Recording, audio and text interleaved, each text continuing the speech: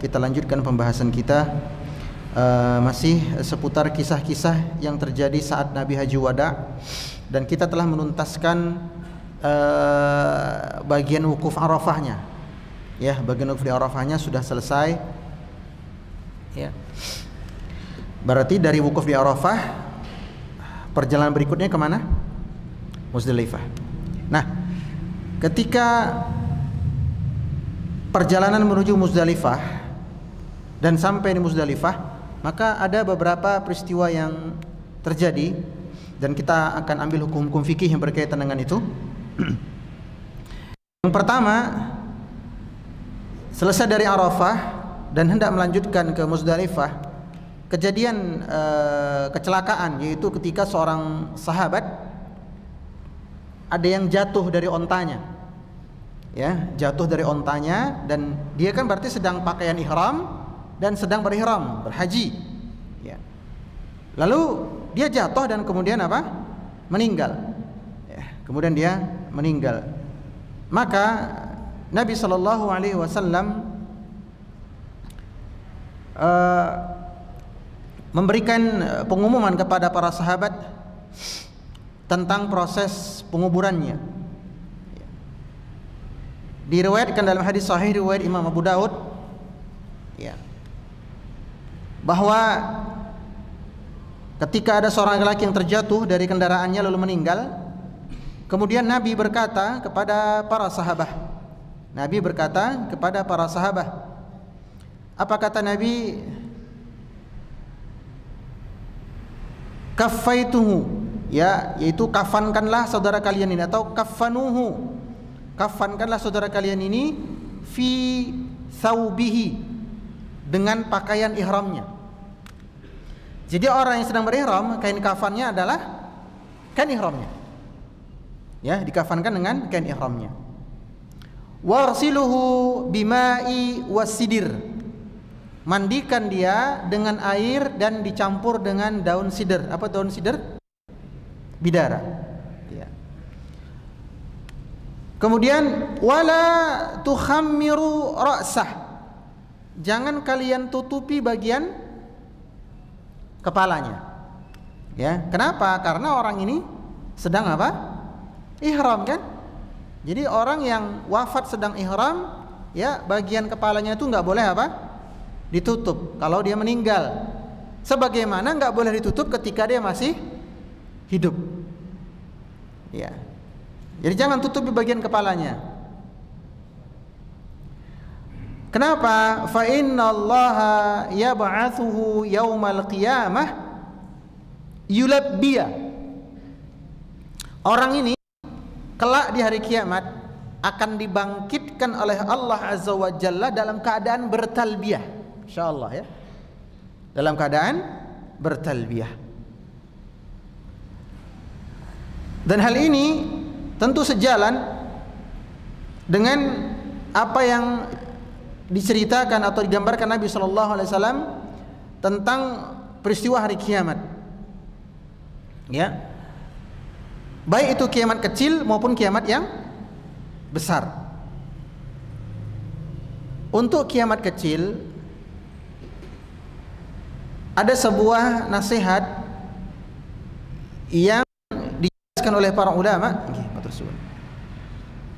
Di antaranya Al-Imam Ibnu Katsir, Al-Qurtubi, dan para ulama-ulama tafsir yang lain ketika mentafsirkan ayat wala tamutunna illa wa antum muslimun, janganlah kalian mati kecuali mati dalam keadaan muslim.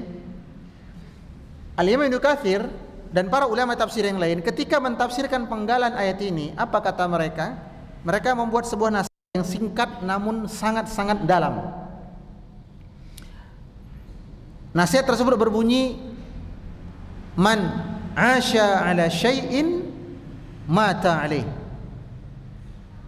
Barang siapa yang hidupnya terbentuk dengan pola tertentu, ya, barang siapa yang hidupnya terbiasa dengan rutinitas tertentu, dengan aktivitas tertentu, dan dia mencintai aktivitasnya tersebut, menyukai kegiatannya tersebut, dan itu terbentuk rutin, Maka katanya para ulama, famata alaih,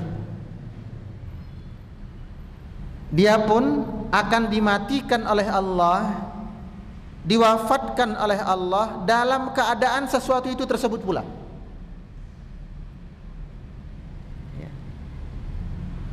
Sehingga orang yang terbiasa dengan amal-amal kebaikan, apapun amal kebaikannya, ya, imma itu majelis pengajian, imma itu qiraatul Quran, imma itu belajar, talabul ilm, membaca kitab, salat, puasa dan semisalnya, yang itu menjadi hobinya. Ngopeni masjid,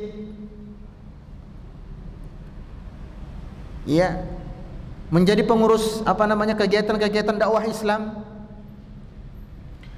Kita harapkan orang tersebut meninggalnya ya sesuai dengan itu. Makanya para ulama, mayoritas mereka wafat ketika sedang di puncak-puncak, sedang semangat-semangatnya berjihad dengan ilmu. Sampai-sampai ada segelintir ulama yang wafat ketiban buku, ketiban kitab. Karena apa? Karena hidup mereka telah mereka hibahkan untuk ilmu.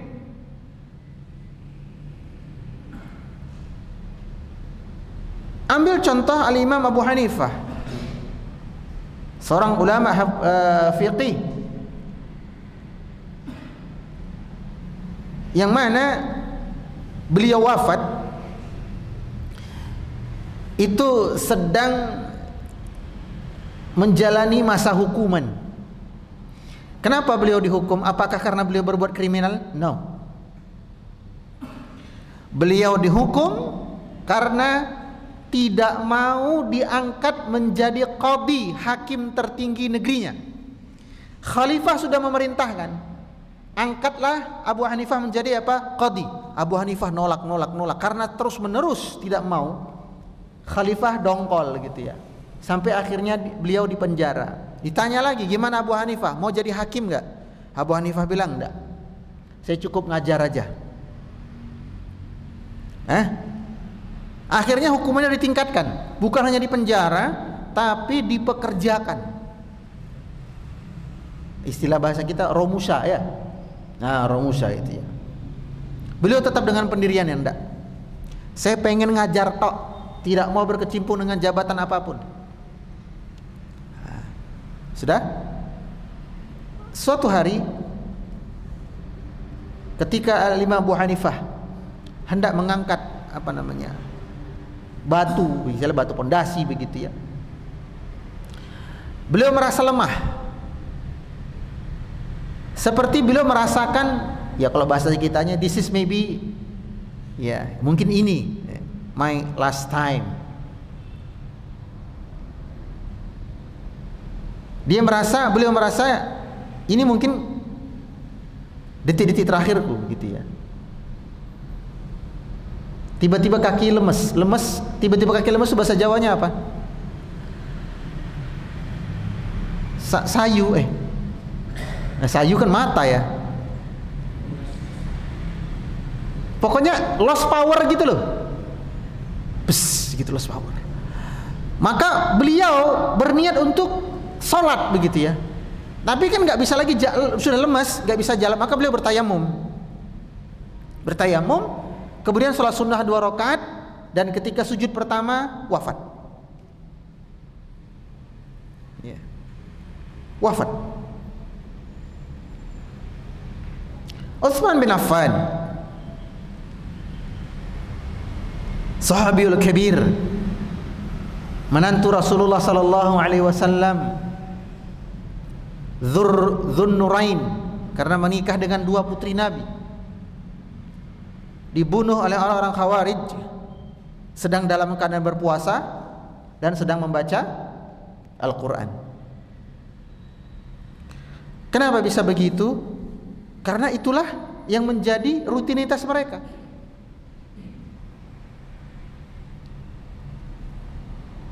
apa hobi, apa kesenangan, apa rutinitas, apa yang paling dicintai, maka seperti itulah Allah mematikan seorang hamba. Maka orang-orang yang ahlul maksiat, fa na'udzubillah ya, dimatikan sedang bernyanyi, berjoget di atas panggung, banyak. Dimatikan sedang berzina, ada.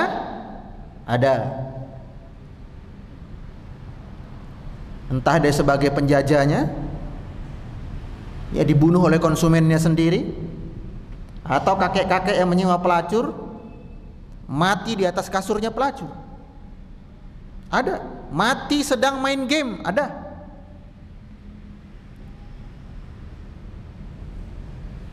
Orang bijak adalah orang yang menjadikan apa yang menimpa orang lain sebagai pelajaran. Dia tidak ingin dirinya dijadikan sebagai pelajaran. Itu kiamat kecil. Ternyata kiamat besar pun sama.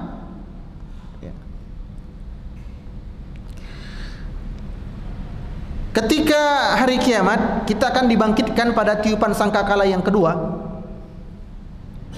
Dan ketika kita dibangkitkan,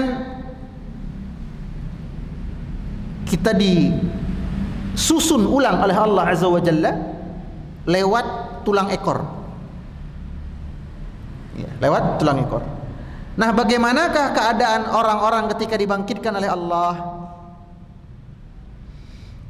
Maka kita bacakan sebuah hadis sahih riwayat Imam Muslim dari sahabat Jabir, bahwa Nabi SAW bersabda, yub'atsu kullu 'abdin 'ala mata 'alaih. Ya, setiap hamba akan dibangkitkan dari kuburnya sesuai dengan keadaan matinya. Setiap hamba akan dibangkitkan dari kuburnya sesuai dengan keadaan matinya. Nah, lalu Nabi bersabda tentang orang ini tadi, alladzi yamutu wa huwa muharrimun yub'atsu yaumal qiyamah mulbiyan. Adapun orang yang meninggal sedang dia dalam kondisi berihram. Berihram berarti sudah berniat dari mana? Miqat. Sudah pakai pakaian ihram. Ya. Nah, wafat sedang berihram, apa kata Nabi? Yub'atsu yaumal qiyamah malbiyan. Orang tersebut nanti dibangkitkan di hari kiamat dalam keadaan sambil bertalbiyah.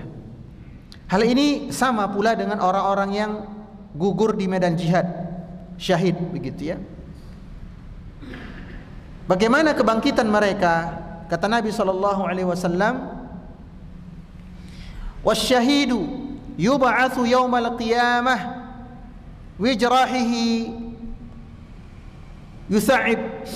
Ya, orang-orang yang gugur mati syahid, maka kelak pada hari kiamat dibangkitkan dalam keadaan lukanya mengalirkan darah.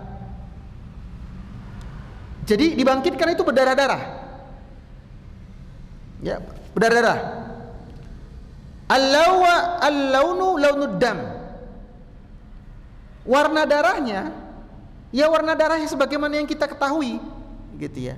Akan tetapi warna darah yang ada di tubuhnya tadi warihu rihil misk.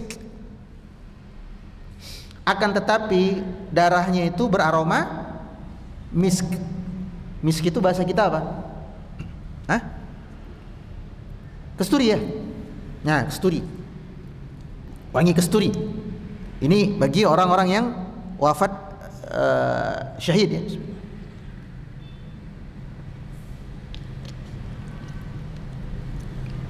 Ada pula orang-orang yang wafat dibangkitkan dalam keadaan mabok,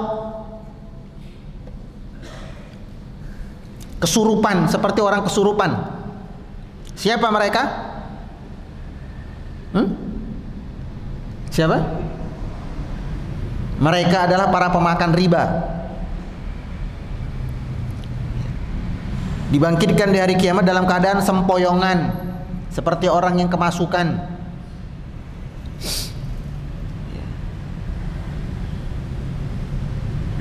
Ada pula orang-orang yang dibangkitkan di hari kiamat dalam keadaan miring, oleng. Siapa mereka? Orang-orang yang tidak bisa berbuat adil kepada pasangannya. Ini untuk pelaku poligami. Ada pula orang dibangkitkan dalam keadaan wajahnya rata. Siapa mereka? Yaitu mereka yang ketika di dunia hobinya meminta-minta.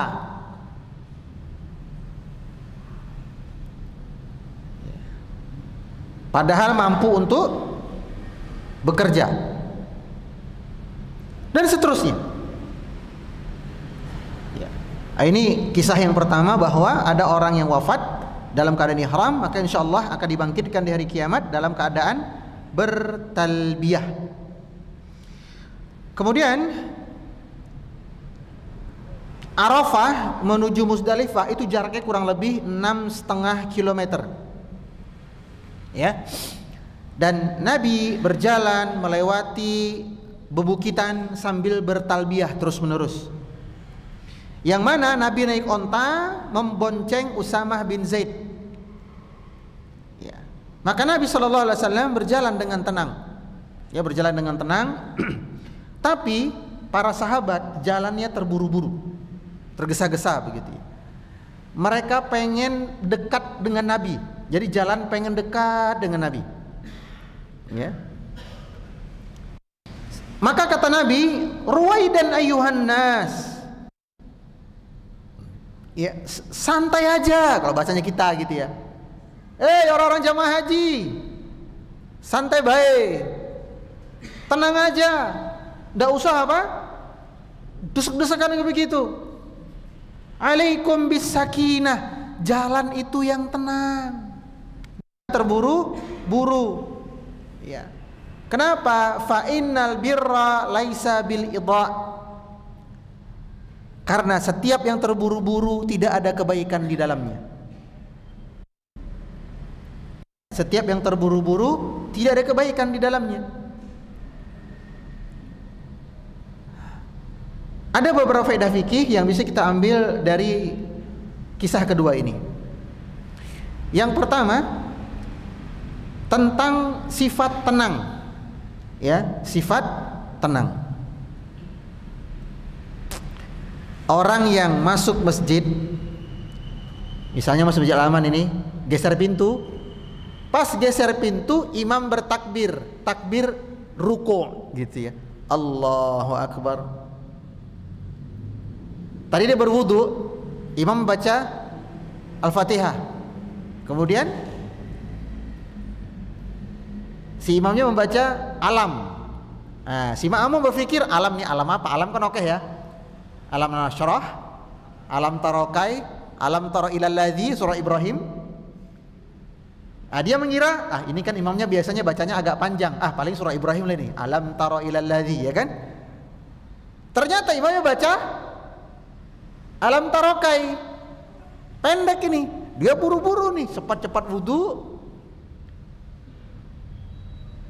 Selesai imam baca al-fil, dia buka pintu. Gerak. Imam bertakbir, Allahu Akbar, ruku'. Nah, ada tipe-tipe jamaah yang stay cool. Dalam arti ya sudah, imamnya ruku' ya sudah, saya nyantai aja ya kan. Yang penting saya sudah berusaha untuk datang ke masjid di awal waktu. Qadarullah, ya mungkin ada halangan atau apa. Santai dia. Kalaupun ketinggalan, dia santai dia. Saya bisa selesaikan di rakaat berikutnya. Ada pula tipe jamaah yang ngasih kode, buka pintu gerak, imam Allahu Akbar. Mojo ngadeg sih. Ada yang terburu-buru. Saking terburu-burunya langkah kaki itu gluduk. Khawatirnya kesandung sama ujung karpet. Ini pernah terjadi di zaman Nabi SAW. Ketika Nabi mengimami sholat, pas Nabi ruku'. Nah, lalu ada seorang sahabat yang terburu-buru masuk shaf, ya. Sehingga suara langkah itu gluduk, udah. Kemudian dia ruku sebelum masuk shaf. Boleh saya praktekkan ya, mohon maaf ya. Jadi jamaah sudah ruku nih. Nah, dia mau masuk shaf itu dia ruku. Allahu Akbar, Allahu Akbar.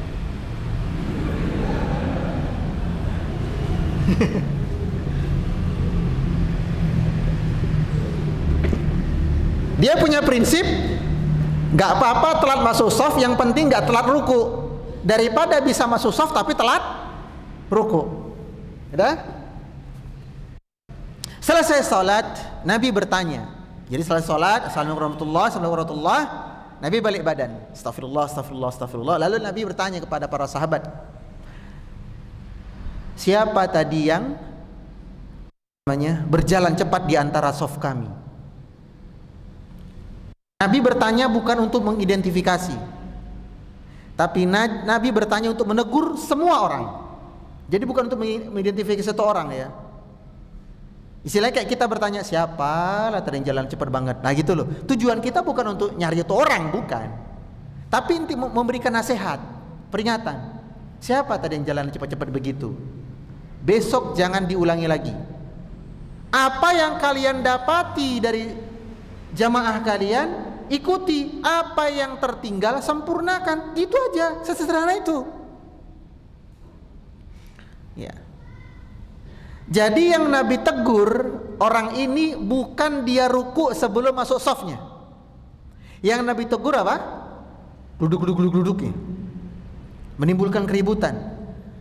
Padahal salah satu yang paling kita kejar dalam sholat itu adalah ketenangan, khusyuk. Itulah mengapa disunnahkan atau dianjurkan ada di situ sholat sunnah tahiyatul masjid, sunnah wudhu, rawatib, qobliyah. Nah tujuannya apa? Agar ketika ibadah pokoknya, sholat wajibnya itu sudah dalam keadaan tenang.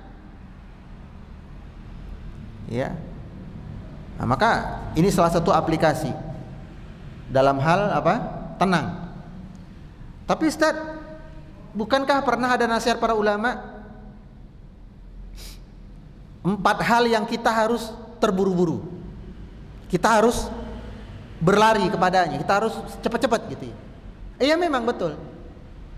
Memenuhi panggilan sholat harus segera, bertaubat harus segera, bayar utang harus segera, menyelenggarakan atau menguburkan jenazah. 4 hal ini harus segera. Bukan berarti segera itu lari-lari. Segera itu maksudnya kalau sudah azan ya sudah, segera tinggalkan pekerjaan, wudhu, siap-siap. Bukan kemudian udah azan masih nyantai-nyantai, begitu qomat baru duduk-duduk. Itu bukan segera namanya. Itu menunda-nunda. Ya, jadi yang dimaksud segera itu ya sudah, kalau sudah azan udah langsung. Ya. Tinggalkan urusan dunia kita. Kemudian faedah fikih yang kedua dari ucapan Nabi, fa innal birra laisa bil idha, ya, yang namanya kebaikan itu tidak bisa didapat dengan terburu-buru, dan ini berlaku untuk semua perkara. Contohnya apa? Belajar agama, talabul ilm. Seorang talib, seorang penuntut ilmu, kalau dia pengen sukses belajar agamanya, dia tidak boleh terburu-buru, nggak boleh. Dia harus jalani step by step dulu, pelan-pelan.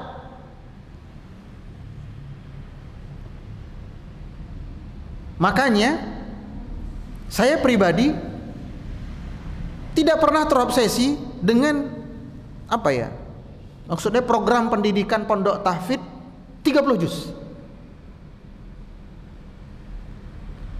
Kenapa?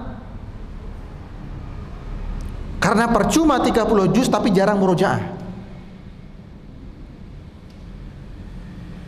Dan sudah cukup banyak kasus di wisuda pakai selempang, dengan bangganya dinaikkan ke podium. Lalu lembaga pendidikan tersebut memposting sebagai bahan jualan. Ini santri-santri kami yang sudah selesai 30 juz. Begitu naik tingkat selanjutnya pendidikan, diuji sama penguji. Banyak yang lupa. Karena sejatinya mereka bukan hafal 30 juz, tapi pernah menghafal 30 juz. Yang dikejar kuantitasnya, bukan kualitas. Tapi kalau bisa 30 juz dan mutqin, itu jempolan.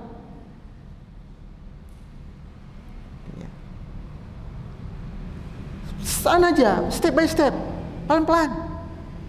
Belajar agama pun begitu. Orang yang belajar pengen terburu-buru langsung bisa, nggak jadi itu. Step by step dulu. Bahasa Arab, belajar dulu dari dasar. Belajar dari yang paling dasar apa? Boleh durusul lughah, boleh. Arabiyah baina yadaik, boleh. Al-Muyassar lebih bagus. Nanti setelah itu naik level. Mukhtarat 1, 2, 3, Mulakhas 1, 2, 3, Durusul Lughah 1, 2, 3. Pelan-pelan. Belajar agama itu begitu. Jangan belajar agama, belajar dunia kan begitu juga. Apa ada anak kelas 1 langsung belajar persamaan kuadrat? Tidak ada. Ya kan? Pelajaran IPA anak kelas 1, mana ada? Kelas 1 tuh masih belajar mengenal diri, lingkungan, kebersihan, disiplin, mandiri, calistung dasar, bertahap. Sama dengan belajar agama begitu. Makanya sebuah nasihat dari Ibnu Mas'ud, barang siapa yang terburu-buru, dia tidak akan mendapatkan apa-apa. Contohnya apa lagi? Contohnya dalam hal, tadi sudah menuntut ilmu ya, dalam hal apa lagi? Dalam hal, mohon maaf loh ya, merasakan kelezatan hubungan pasutri. Seseorang yang terburu-buru hendak merasakan kelezatan tersebut sebelum halal, saya ulangi, sebelum halal, dia pengen mencicipi itu dulu. Dia tidak bisa menahan gejolak syahwatnya. Apa kata Ibnu Mas'ud? Dia tidak akan mendapatkan. Maksudnya ketika nanti sudah halal, ya, sensasinya udah nggak ada. Allah cabut. Bukan hanya rasanya Allah cabut, tapi cintanya kepada pasangan juga Allah cabut. Kenapa? Karena dia sudah berani-beraninya mencicipi sebelum saatnya.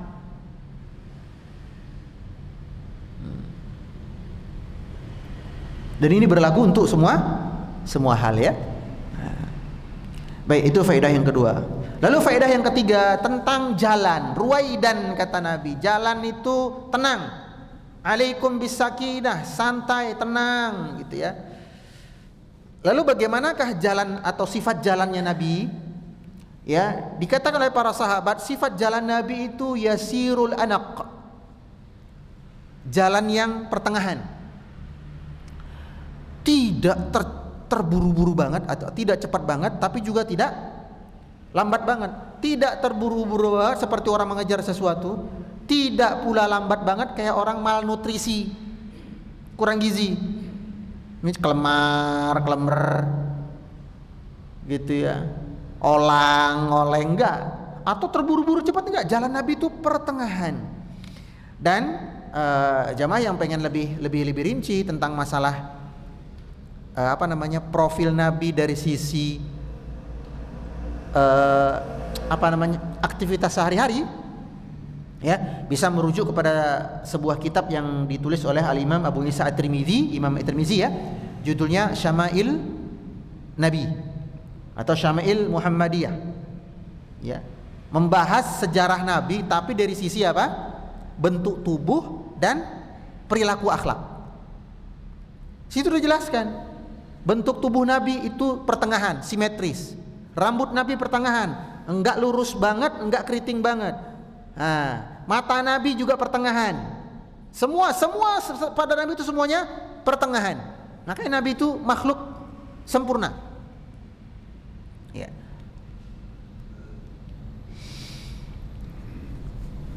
Lalu ketika area jalan menuju Musdalifah ini lebih terbuka, lapang begitu areanya, barulah beliau agak mempercepat jalannya. Ya. Jadi kalau jalannya sempit atau ngepres gitu ya, beliau pelan jalannya, santai, nunggu. Tapi kalau begitu jalan sudah cukup lebar, orang-orang bisa barengan jalan, beliau mempercepat sedikit. Padahal itu baru 200.000 orang. Kebayang nggak kalau haji 2 juta? Bisa nggak cepat-cepat jalan? Nggak bisa ya. Makanya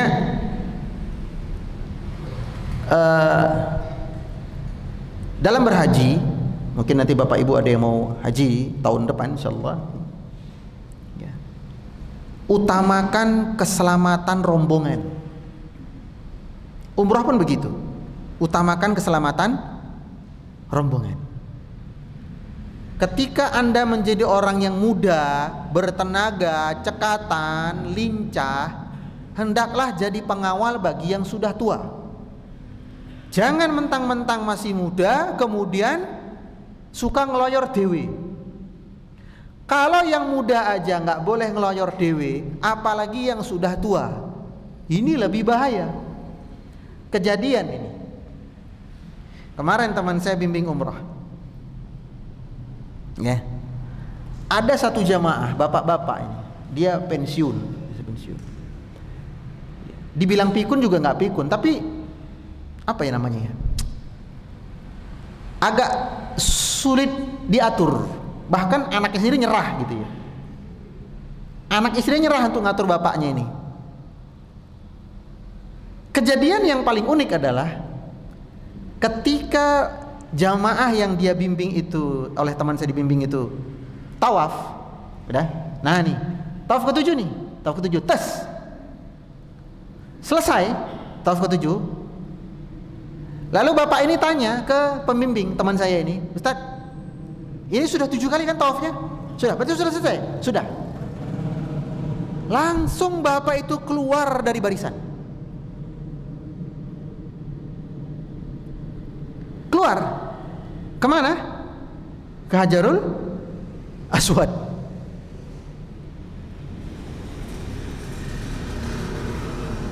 Dikira teman saya ini, bapak ini kembali ke soft belakang. Ternyata ke soft belakang untuk menghilang dari pandangan, ghosting, terus pergi. Teman saya kan nggak sadar begitu ya. Nah begitu sudah salat sunnah tawaf di belakang Hijr Ismail, ya kemudian apa? Minum air zam-zam. Kan mau lanjut mana? Sa'i, mas'ah, tempat sa'i ya, mas'ah. Dihitung lagi nih, dihitung lagi. Yuk kita absen dulu ya Bapak Ibu, 1, 2, 3. Anak aja nggak sadar bapaknya hilang. Loh, kok kurang 1 jam? Ulang, ulang. Kurang 1. Siapa yang kurang ini? Kayaknya bapak fulan, kata jamaah yang lain. Si anaknya, oh iya bapakku hilang. Akhirnya jamaah dipecah. Ya, mutawif bertugas ke ngopeni jamaah untuk sa'i. Pembimbing nunggu. Mana bapak ini, di mana? Dicari, di telepon nggak diangkat, mau di silent atau mungkin di pesawat gitu ya. Ditunggu setengah jam, kelihatan oleh teman saya sedang apa? Sedang adu mekanik, berjibaku dengan jamaah lain, sikut-sikutan berebut Hajarul Aswad. Teman saya ini tinggi, dicari. Itu bapak itu. Allah ya Rabb. Nah jangan seperti itu ya. Ini pelajaran ibadah umrah atau haji itu kita utamakan keselamatan rombongan ya. Kemudian kejadian yang ketiga, saat Nabi melewati jalan yang menyempit, yaitu syi'ib namanya, lembah begitu ya, lembah yang menyempit begini ya, di antara bebukitan, Nabi kemudian turun dari onta beliau, kemudian beliau buang hajat, kemudian berwudu singkat dengan 1 kali usapan menggunakan air zam-zam. Nah ini wudu dengan 1 kali usapan. Wudu itu ada yang sah, ada yang afdal, ada yang dibenci. Saya ulangi, yang namanya wudu itu ada yang batas minimal sah, ada yang batas afdal, ada yang batas hukum makruh. Kapan itu dikatakan batas minimal sah? Bila anggota wudunya telah terbasuh, meskipun cuma sekali siram atau sekali usap. Ini wudu versi minimalis. Kapan dikatakan wudu itu levelnya afdal? Jika dia berwudu sampai 2 atau 3 kali.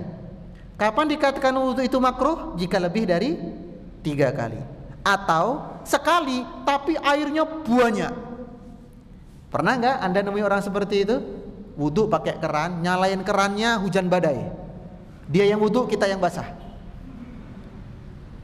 Sot begitu ya. Dan dia kayak nggak punya sensitivitas begitu untuk memelankan putaran kerannya. Jadi wudu yang minimal itu seperti itu.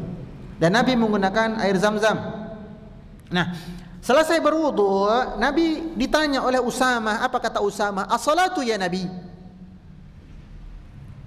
Rasulullah, apakah ini wudu untuk sholat? Apakah kita mau sholat sekarang?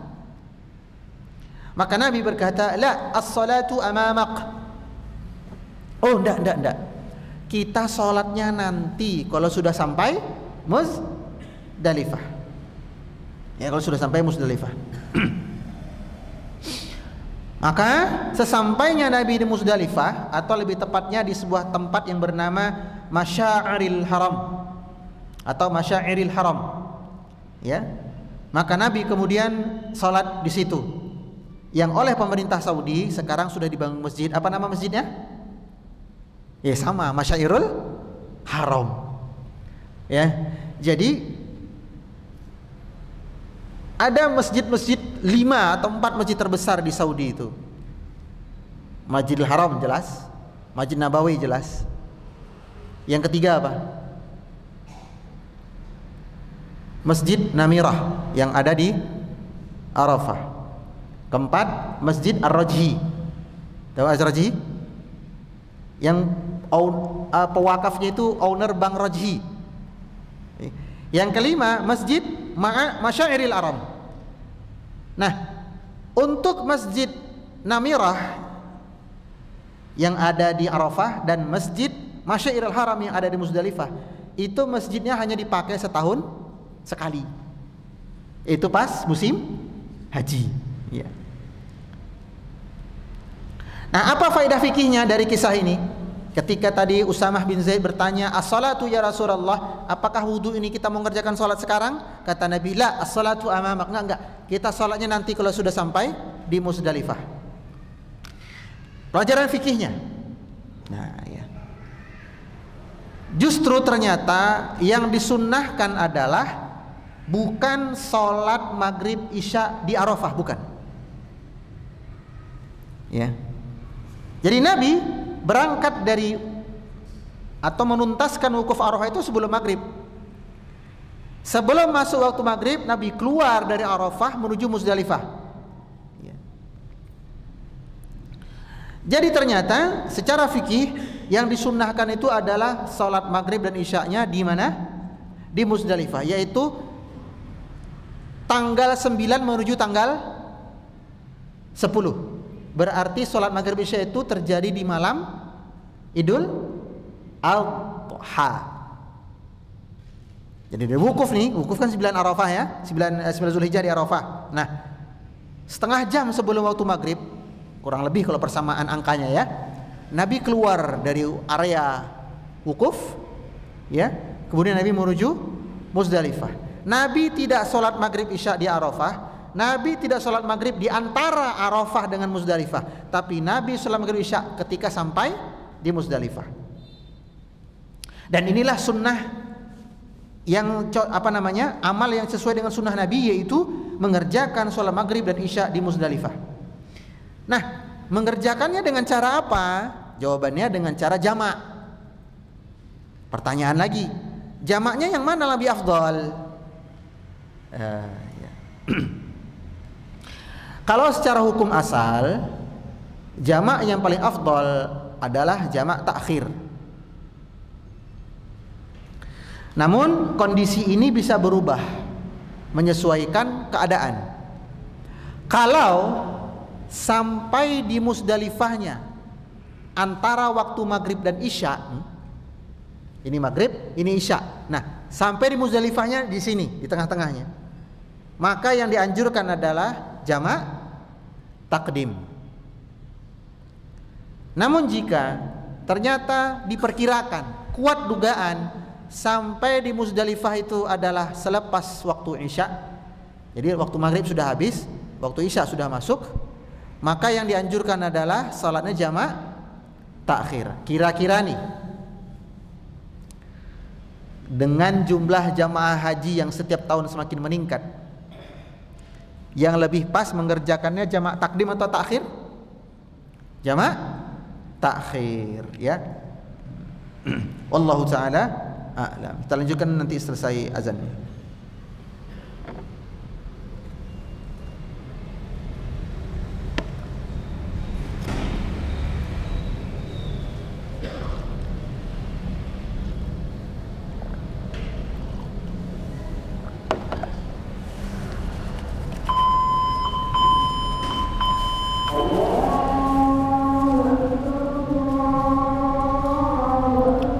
Allahu Akbar, Allah.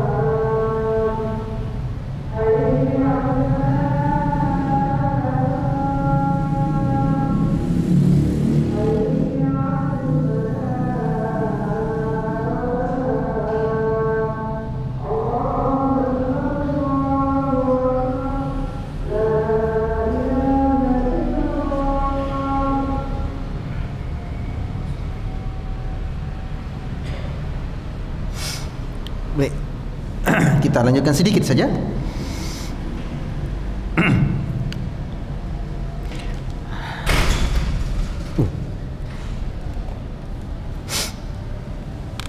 Kemudian di Musdalifah itu Nabi tidak mengambil kerikil. Ya, tahu kerikil untuk apa? Lempar jumrah, ya. Jadi di Musdalifah ternyata Nabi tidak mengambil kerikil. Meskipun di Musdalifah sudah kita bisa dapatkan kerikil-kerikilnya. Yang disunahkan adalah Nabi mengambil kerikilnya ketika perjalanan dari Musdalifah menuju Mina. Ya. Bukan berarti nggak boleh. Boleh Ustaz, nggak boleh. Boleh berarti ngambil kerikil di Musdalifah? Boleh. Bukan nggak berarti nggak boleh, boleh. Tapi kita bicara afdol. Ya, yang paling afdol adalah mengambil kerikilnya perjalanan lepas dari Musdalifah menuju Mina. Bukan di Musdalifahnya. Ini afdol-afdolannya maksudnya, ya. Dan saya katakan bahwa Nabi tiba di Musdalifah berarti malam Idul Adha. Apa yang Nabi kerjakan di malam itu coba? Ternyata di malam Idul Adha tadi, selesai Nabi melaksanakan sholat maghrib dan isya yang dijamak, ternyata setelah itu Nabi tidak melakukan ibadah apapun. Jadi apa yang Nabi lakukan? Tidur, istirahat. Saya mau tanya, apakah Nabi sudah capek pada waktu itu? Atau pertanyaan lain, apakah Nabi seorang lelaki yang lemah? Tidak. Nabi sanggup memecahkan sebuah batu yang tidak sanggup dipecahkan oleh para sahabat ketika perang Ahzab atau Khandaq. Tapi kenapa Nabi kemudian setelah sholat jamak langsung tidur? Ingin memberikan contoh kepada para sahabat umat setelah mereka, bahwa yang disunnahkan setelah menjamak sholat di Muzdalifah itu adalah tidur. Tanya lagi, kenapa kok malah dianjurkan tidur? Karena besok aktivitasnya sangat berat, ya. Karena esok 10 Zulhijjah akan ada kegiatan-kegiatan yang berat. Jalan dari Muzdalifah menuju Mina, lalu lempar jamarah, lalu menyembelih dam, kemudian kembali ke Masjidil Haram untuk tawaf, lalu cukur tahallul. Masya Allah, itu berat. Berat banget itu, capek. Tapi Ustaz, bukannya naik bus. Saya kasih tahu Bapak Ibu ya, naik bus itu berapa jam? 8 jam. Padahal jaraknya cuma 3 kiloan, 4 kilo. 8 jam di bus. Ngapain? Gabut. Bayangkan itu 8 jam duduk di bus. Itu ketika turun dari bus nggak kerasa lagi nih isi dua orang dulu. Makanya dianjurkan sudah sampai sana tidur.